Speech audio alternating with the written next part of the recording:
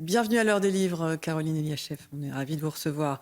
Vous êtes pédopsychiatre, vous êtes psychanalyste, vous avez déjà écrit de nombreux livres. Françoise Dolto, Une journée particulière, Comment le voile est tombé sur la crèche, La fabrique de l'enfant transgenre.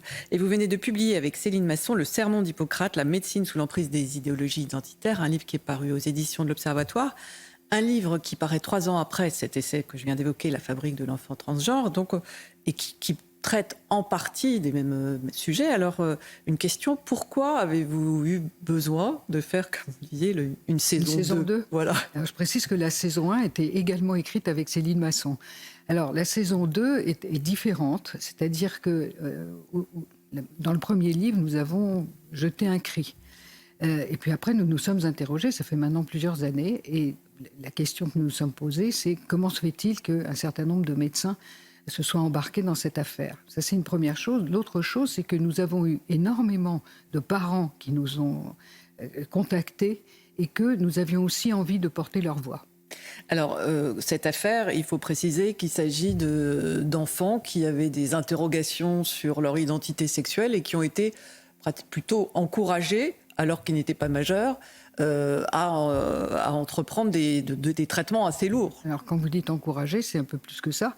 C'est-à-dire que, certes, ils ont été, comme ils disent, accompagnés, mais cet accompagnement consiste, pour certains, à donner des bloqueurs de puberté et pour d'autres, à commencer les hormones croisées durant leur minorité. Oui, et pour d'autres encore plus loin, ablation des seins pour les jeunes filles. Et, c'est tout. C'est tout. C'est déjà, voilà. C'est déjà pas mal. C'est déjà pas mal. Il n'y a pas, voilà. À notre connaissance, il n'y a pas d'autres interventions possibles chez les mineurs en France. Alors, donc, ce qui est effectivement étonnant, c'est qu'en France, il y a des médecins, il y a des associations aussi, comme le planning familial ou autres, qui pratiquent ce que vous appelez l'idéologie transaffirmative, et ce, au détriment des jeunes, parce que, ce que vous disiez déjà dans votre livre précédent, lorsqu'on est adolescent, on est en devenir, en chantier d'une certaine façon. Tout le monde sait que les adolescents sont en chantier. Si vous voyez quelqu'un à 15 ans et si vous le revoyez à 25 ans, généralement, on a changé. Et donc, voilà, notre idée était de promouvoir l'idée, rien de définitif, rien d'irréversible, plutôt, pendant la minorité. Et alors, ce qui se passe et ce qui est intéressant, c'est que ces idées, cette mise en garde, finalement, parce que vous avez transcrit des faits, des inquiétudes, mais en fait, ces mises en garde ont été très mal acceptées et accueillies par certains, et vous avez même accueilli parfois avec violence. Oui, mais entre le premier livre et celui-là, les choses ont changé. Elles ont changé dans beaucoup de pays. Oui. Et donc, nous ne sommes plus du tout isolés, transphobes, extrême droite et autres, puisque plusieurs pays, et non des moindres, ont changé leur manière de faire. Pourquoi ? Parce que les promesses de ces traitements ne sont pas tenues.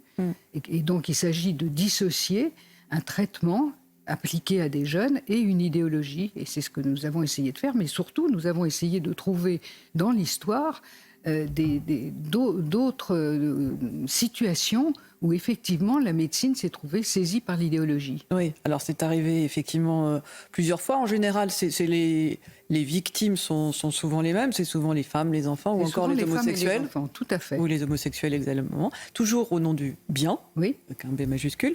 Alors vous donnez des exemples sidérants de castration, de thérapie de conversion ou aussi lobotomie. Et lobotomie, c'est une pratique qui existait encore dans les années 80. Oui, c'est assez incroyable. Alors la personne qui a promu les lobotomies, ça consiste à aller sectionner au niveau du cerveau ce qui rejoint le cerveau droit et le cerveau gauche.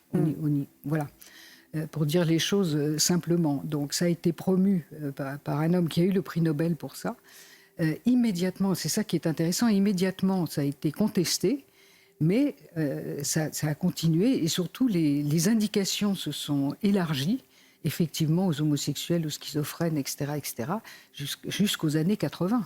C'est absolument stupéfiant.